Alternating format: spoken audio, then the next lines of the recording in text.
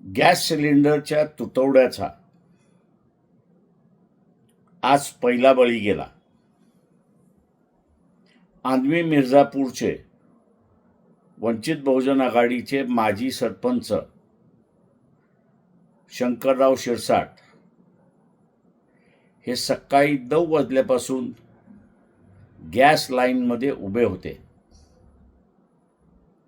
दुपारी 1-1:30च्या दरम्यान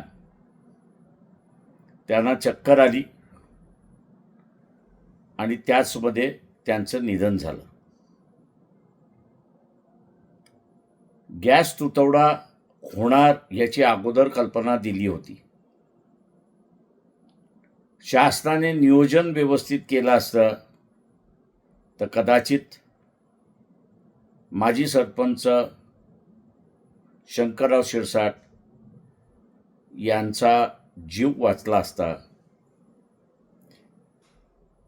केंद्र सरकार, राज्य सरकार या दोघांचा मी असताना धिक्कार करतो आणि यापुढेही गॅस सिलेंडरसाठी माणसं दगावणार नाहीत याची दक्षता त्यांनी घ्यावी हीच विनंती.